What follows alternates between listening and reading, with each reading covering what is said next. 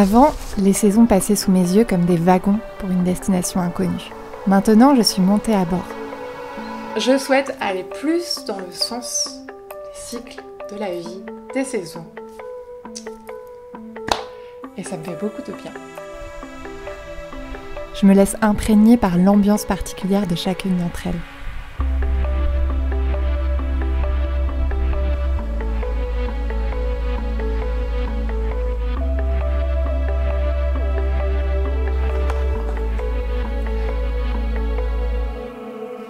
J'apprends à les aimer à égalité.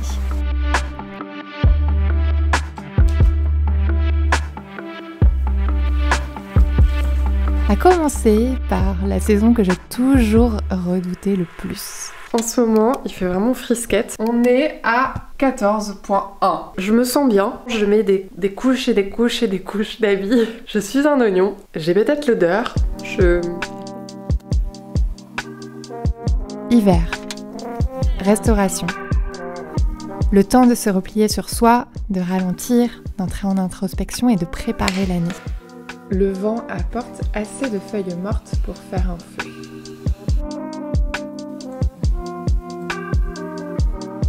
L'hiver, c'est une des saisons où on est au point bas. Et il faut l'accepter. Il y a vraiment une magie dans le lâcher-prise, dans le fait de ralentir, d'accueillir le silence. Et cette magie, c'est que ça repart. Ça repart toujours. L'espoir, l'énergie, l'envie, elle repart toujours.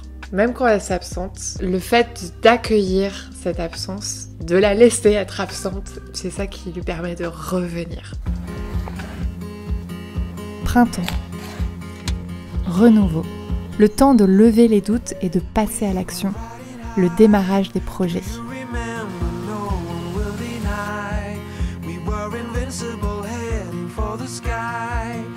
Il y a vraiment ce drôle de parallèle entre la nature et nos projets.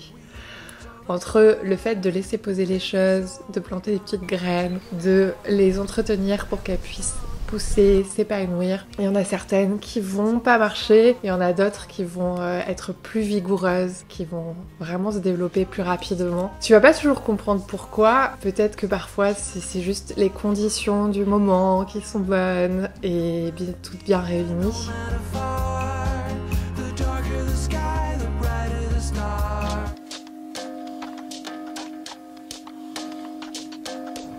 Été.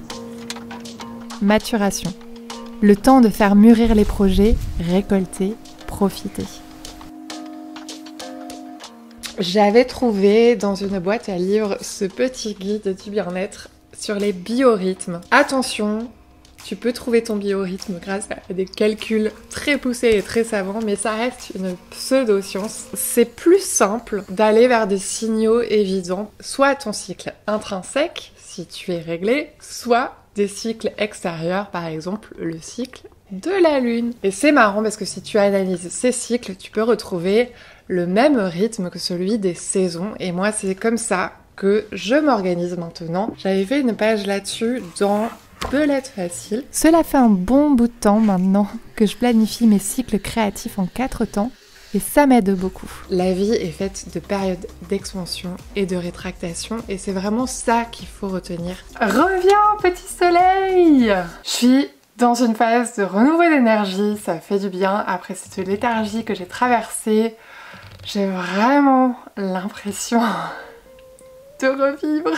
Adopter l'énergie des saisons, c'est aussi se donner le moment d'avoir des temps de transition. Des temps où tu te poses pour évaluer ce que tu as fait et essayer d'incuber de nouvelles idées. Il y a beaucoup de choses qui se passent dans ces moments-là. On va pas être dans la production apparente de choses, mais on va tirer des enseignements de ce qu'on a fait et c'est ça aussi qui va nous permettre de progresser. Automne. Métamorphose. Le temps de faire le bilan, d'évaluer, de se préparer à changer pour la prochaine année. Très souvent, on me dit « Magali, j'ai des problèmes de régularité ». La régularité, ou plutôt l'irrégularité, n'est pas un problème, c'est ton mode de fonctionnement. Comprendre ton rythme et composer avec lui, c'est ce qui va te permettre de ne pas te décourager, de continuer d'avancer.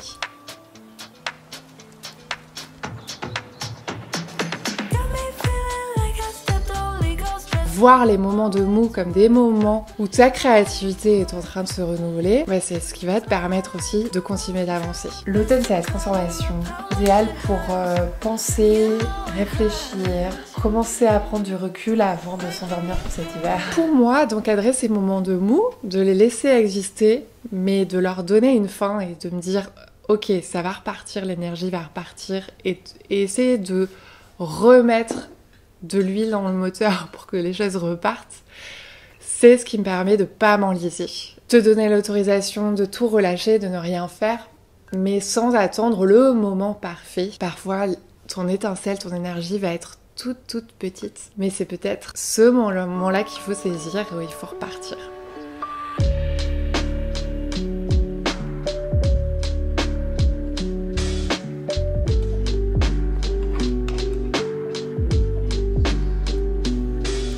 J'ai fait une double page par saison pour l'année. Alors j'ai pas rempli toutes les saisons encore, je vais le faire au fur et à mesure. Pour l'instant je me suis focalisée sur l'hiver. Souvent rien ne se passe comme je l'ai prévu, mais ça me donne en tout cas un fil conducteur pour savoir ce que je vais faire. Si tu avais manqué la préparation que je proposais avec moi, pas à pas, je te remettrai le lien en dessous si jamais tu veux refaire le point en ce début d'année et essayer de te projeter dans cette année à venir. Moi, j'aime toujours ce moment parce que c'est vraiment à ce moment-là qu'on peut imaginer des choses. Et certes, il y a de la place pour l'imprévu, on contrôle pas tout. L'idée, c'est pas de se dire « Ok, mon agenda va être serré à la vis », mais pour moi, de vraiment poser mes actions, ça me donne un cadre. Et parfois j'en sors, parfois les choses se passent pas comme je l'avais imaginé. Parfois, dans mes techniques très poussées d'auto-sabotage, j'écris des choses que j'ai envie de faire et je les fais pas. Donc ça m'oblige à mettre au rapport et à me dire pourquoi est-ce que j'ai pas fait ça. Est-ce qu'il y avait une bonne raison derrière ou est-ce que c'était une stratégie d'évitement? J'ai pas voulu faire ça parce que j'avais pas envie de me mettre en danger, de prendre de risques, parce que j'avais peur et la peur a gagné. En 2023, avec moi et moi-même, j'ai fêté les 5 ans du projet Mérigraphe.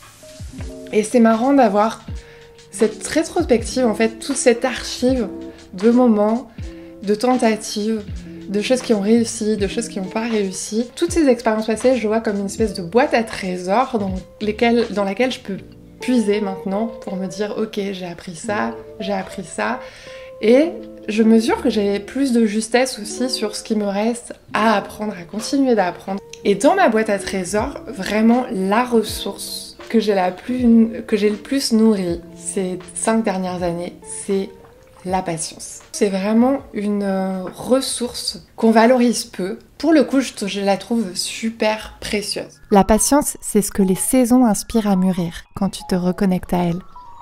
Dans la nature, les grands changements rapides que tu observes se sont lentement préparés dans les saisons précédentes.